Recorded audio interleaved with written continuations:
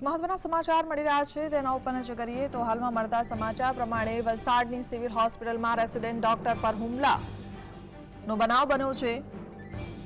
સારવાર દરમિયાન દર્દીનું મોત થતાં દર્દીના સંબંધીએ ડોક્ટરને લાફો મારી દીધો। ડોક્ટરને લાફો મારતા મામલો ગરમાયો હતો અને બબાલ થઈ ગઈ હતી।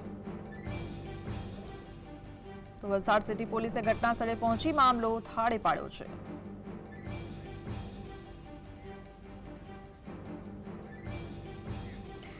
તો વલસાડથી સંવાદદાતા પ્રિયંક આપણી સાથે જોડાયા છે। પ્રિયંક, આખું જે ઘટના બની છે શું મેટર હતી? જે આપણે હાલ જણાવી રહ્યો હતો, જે દર્દી હતા તેઓ 14મી સપ્ટેમ્બરના રોજ વલસાડ સિવિલ ખાતે એડમિટ થયા હતા। તેમને લીવરની બીમારી હોય જેને લઈને તે સારવાર ચાલુ કરવામાં આવી હતી, પરંતુ ગત રાત્રિ દરમિયાન તેમનું દુઃખદ અવસાન થયું હતું, જેના કારણે પરિવારજનો ઉશ્કેરાઈ જઈને સીધા જ ડોક્ટર ઉપર હુમલો કર્યો હતો, જેના કારણે મામલો બીચકાયો હતો। તમામ જે જુનિયર રેસિડેન્ટ ડોક્ટરો હતા તેમના દ્વારા હડતાલનું આયોજન કરી દેવામાં આવ્યું હતું અને તેઓ કામથી અડગા રહ્યા હતા, જેને મામલેને લઈને દર્દીઓની હાલત પણ કફોડી બની હતી। પરંતુ ત્યારબાદ સિટી પીઆઈ અને અન્ય જે હોદ્દેદારો છે, જે મેડિકલ કોલેજના હોદ્દેદારો અને ઉચ્ચ કક્ષાના અધિકારીઓ છે, તેઓ તરત જ આવી જતા મામલો થાળે પાડવામાં આવ્યો હતો।